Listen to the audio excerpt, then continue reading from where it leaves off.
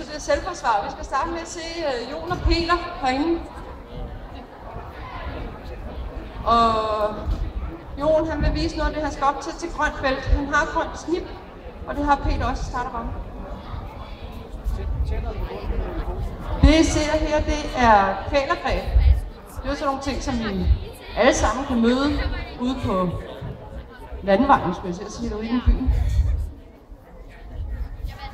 Men deciderede selvforsvarsteknikker, som vi starter med at træne op på den her måde.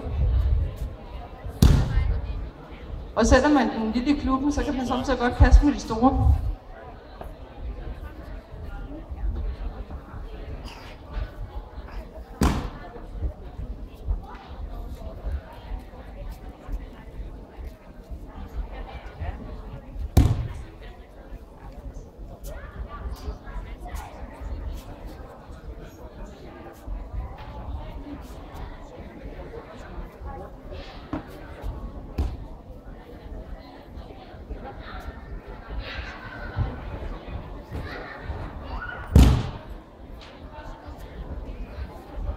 Og her der går han ned og låser ham simpelthen, så har vi kontrol over ham.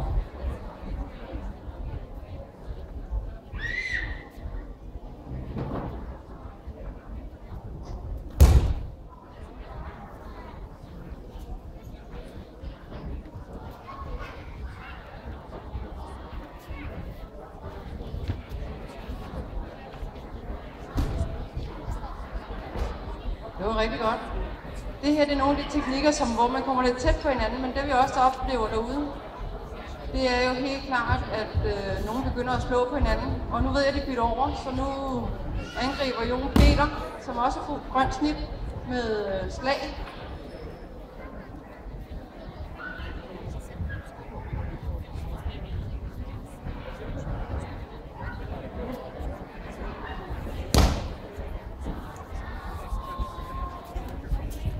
Og det der kommer nu, det er et boksstød. Den møder vi tit. Og så kommer knivstikket.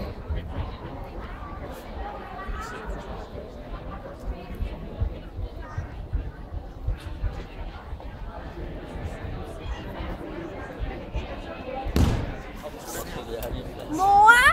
Jeg skal bare ikke. Hvad skal mig med fortrækket? Så kan vi altid det forkerte nummer.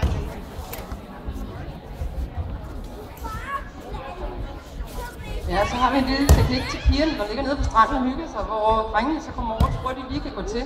Det kan man ikke.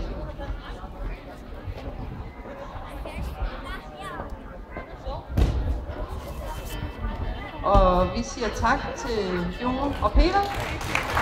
Og så vil vi godt se Oscar og Christoffer herinde.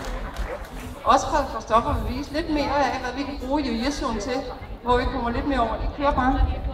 Det her det er ren reaktionsøvelse. I vil opleve, at der kommer lidt mere tempo på. De er ikke så søde ved hinanden. De passer ikke så godt på hinanden. Men det virker, når reaktionen er der.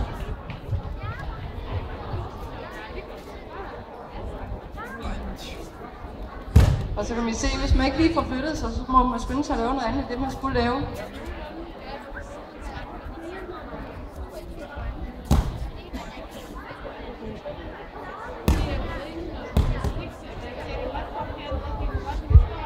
Vi bytter over, så nu er det Oscar, der angriber Christoffer.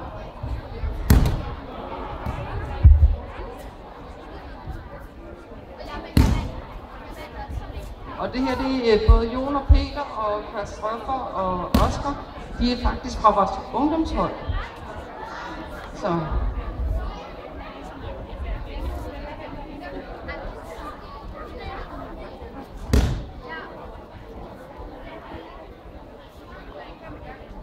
Og vi siger tak til Oscar og Christoffer. Og så har vi vores seniorhold, så de gamle de vil også godt komme ind på måtten nu. Og vi starter med Louise. Hun vil gerne vise et reaktionsøvelser. Og fordi man er en lille voksen, så behøver man ikke at klare sig derude.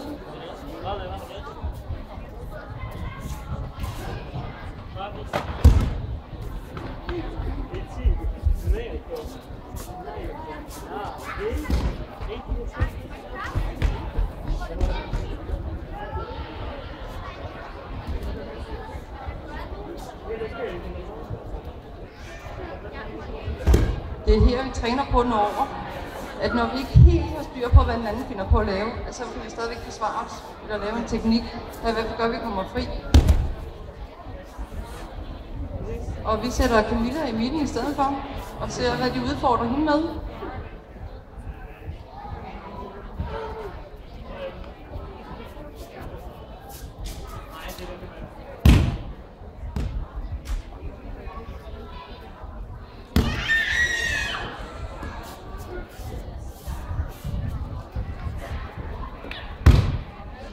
Når vi kommer op i stierne, så bruger vi tit rigtige kniv, eller plastikkniv i hvert fald.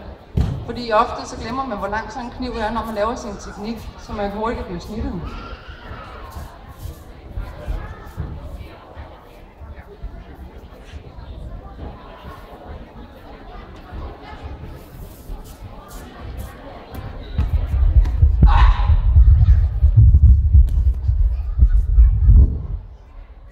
Jeg synes lige, vi skal bytte her. Heidi viser lige nu noget fysik. Det vil sige, at man kan bruge alt fra en stav til en avis. Her er selv en mikrofon. Her er der noget bagvindslag, hvor hun går ned og laver en strangulering.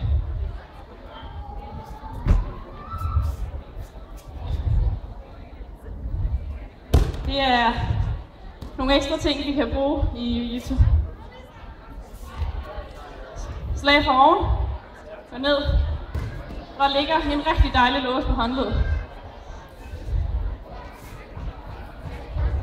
Spark, ned og lås.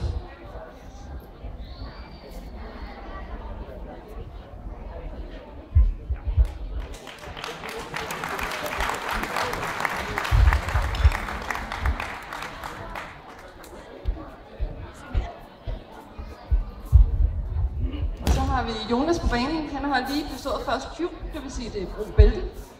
Og han vil nu vise nogle teknikker, der ligger til first cube, men også, som jeg allerede har lært, til first dan, det vil sige sort bælte.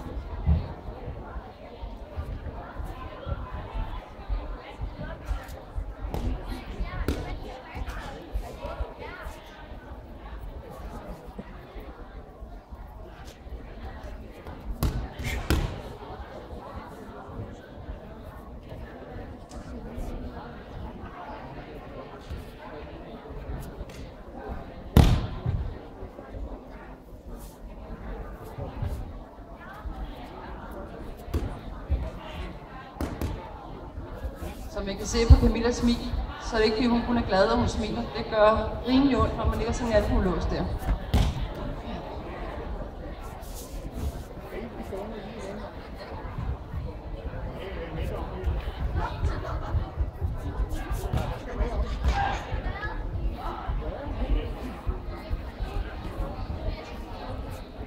Og vi siger tak til Jonas.